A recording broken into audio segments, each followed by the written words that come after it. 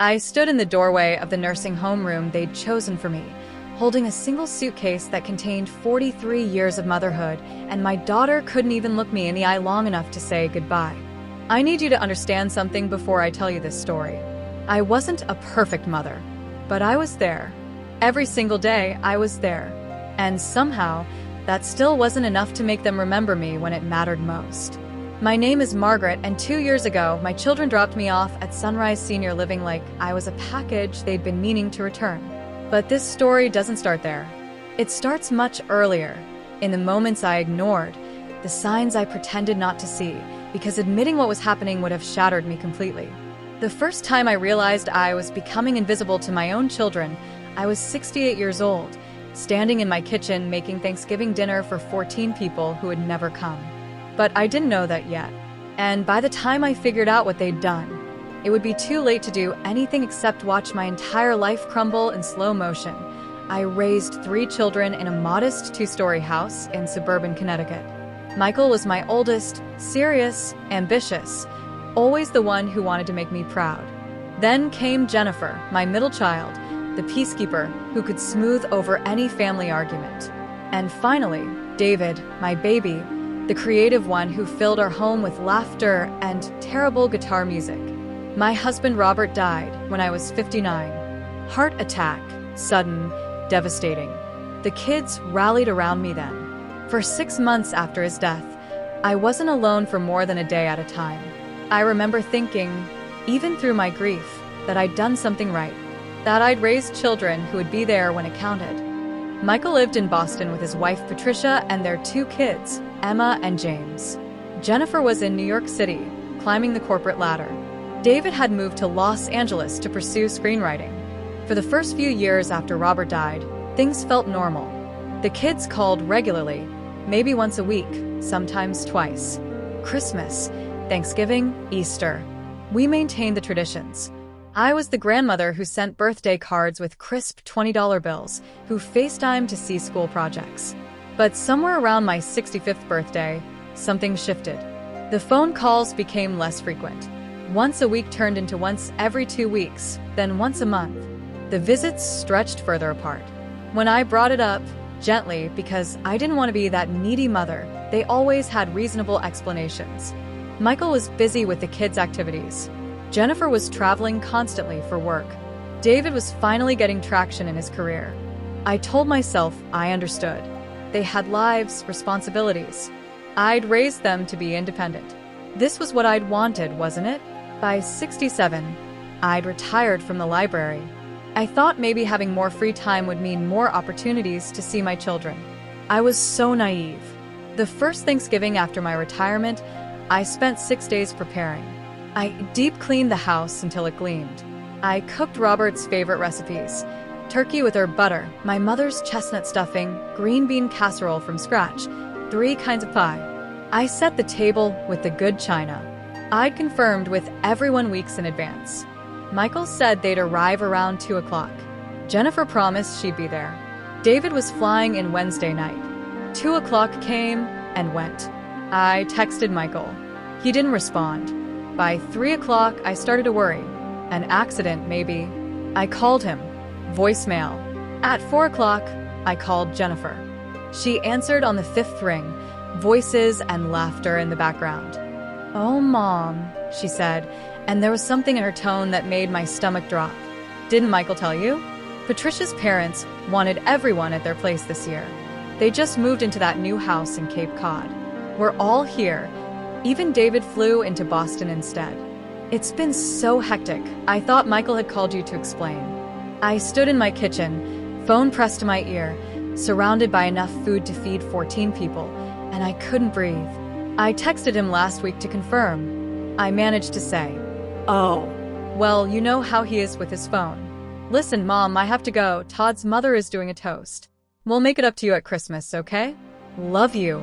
She hung up before I could respond. I spent Thanksgiving alone. I made myself a plate, sat at that beautifully set table, and ate in silence. The food had no taste. I kept staring at the empty chairs, at the 14-place settings I'd arranged so carefully. And that's when I first heard it, the sound of my heart breaking.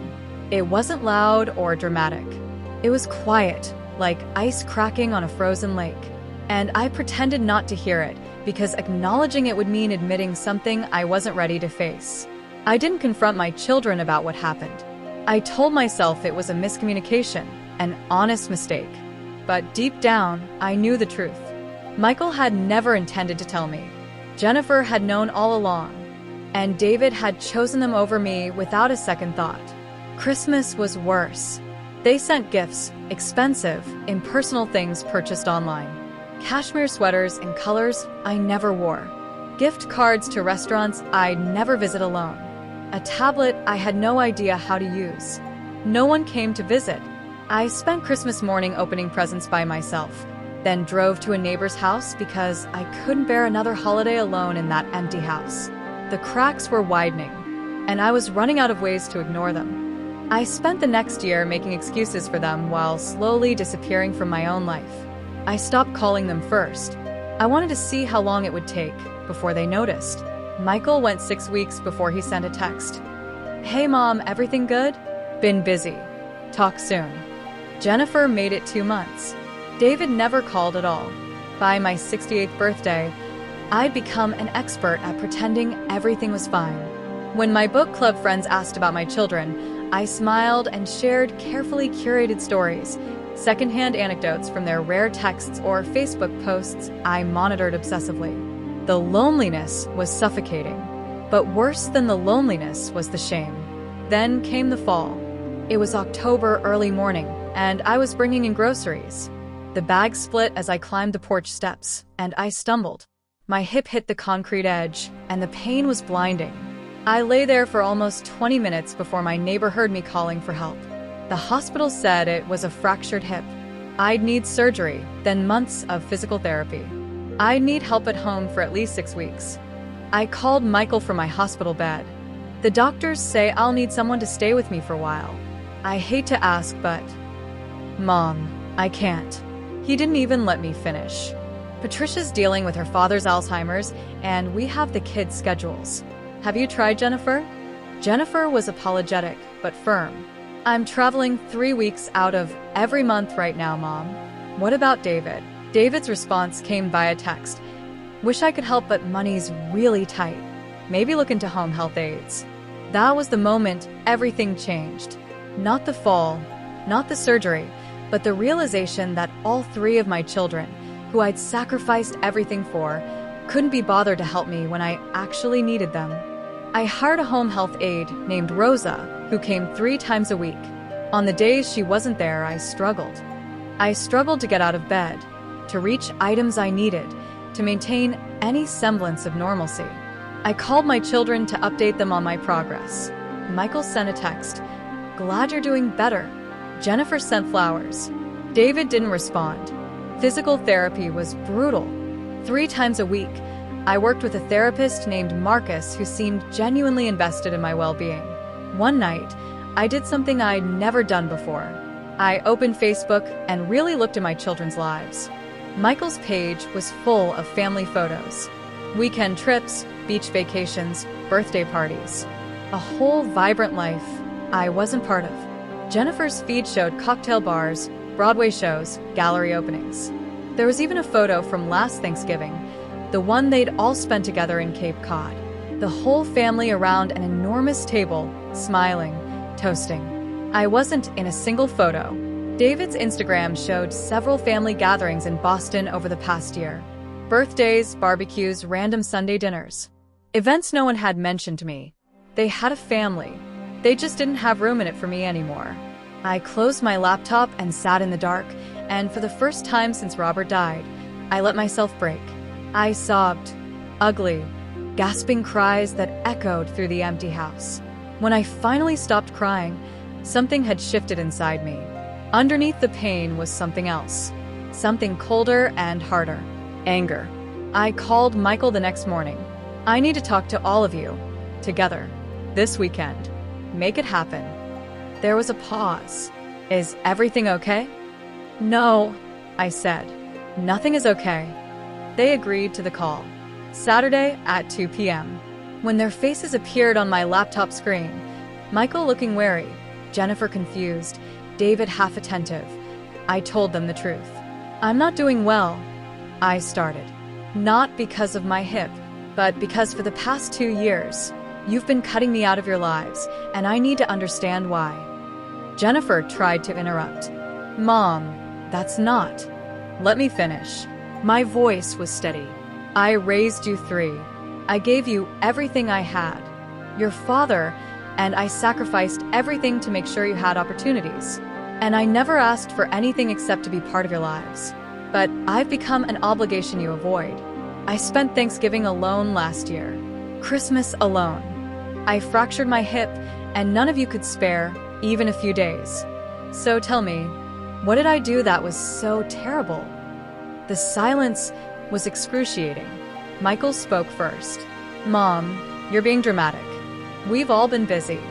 Don't insult me by pretending this is about being busy. You find time for Patricia's parents. Jennifer finds time for her friends. David, you flew to Boston multiple times this year for family events I wasn't invited to. This isn't about being busy. This is about priority. And I'm not one. The truth hung between us like smoke from a fire we could no longer pretend wasn't burning. Jennifer's face had gone pale. Mom, if you felt excluded, you should have said something. I shouldn't have to. You should have wanted me there. David finally looked at the camera.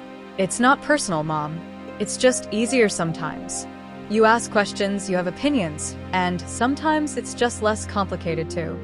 To what? To pretend I don't exist. He flinched. None of them had an answer. I took a breath. I'm putting the house on the market. I'm moving into Sunrise Senior Living, an assisted living facility. I've already toured it, and they have an apartment available next month. What? Michael looked shocked. Mom, you don't need assisted living. You're fine on your own. I'm not fine. I'm 68 years old, and I'm moving because I need people around me. I need community. I need to be somewhere I'm not forgotten. This is manipulative, Michael said, an edge to his voice. You're trying to make us feel guilty. No. I'm trying to survive. There's a difference. And that's when I saw it. The thing I'd been refusing to acknowledge. In Michael's eyes, there wasn't guilt or remorse. There was inconvenience, annoyance, resentment that I was making him confront something he'd been successfully ignoring. We argued for another 30 minutes. They promised things would be different, but their promises were hollow, and we all knew it. I moved into Sunrise Senior Living 6 weeks later. Michael and Jennifer came to help, not out of love, but out of obligation and maybe shame. David sent a check for $500. The apartment was small but bright. I attended community dinners, joined the book club, took up watercolor painting again. I made friends, other women and men who'd been forgotten by their children, who understood the specific grief of being alive, but invisible to the people who were supposed to love you most. There was Helen, whose daughter called once a year on Mother's Day. Richard, whose son lived 3 miles away and hadn't visited in 14 months. My children visited occasionally at first. Michael came twice in the first 6 months, always rushed. Jennifer stopped by once, stayed 20 minutes. David never came at all.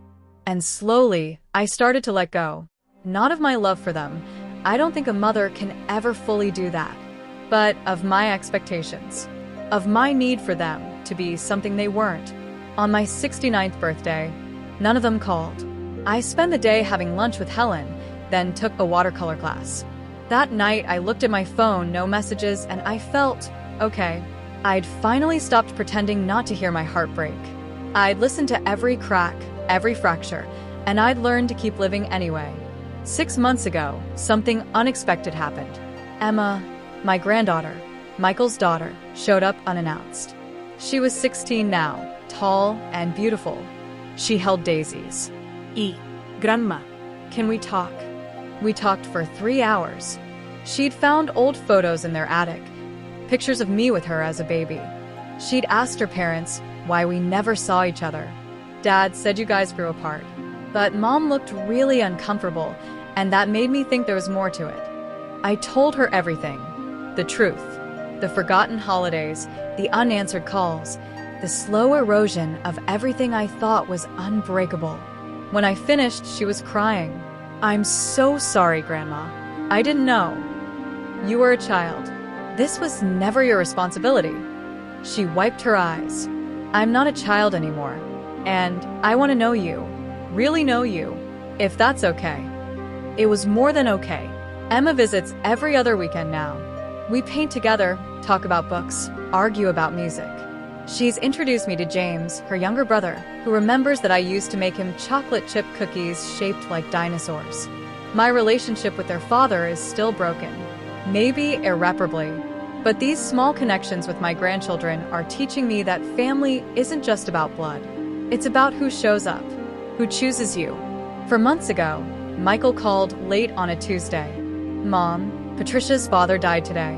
The Alzheimer's took everything.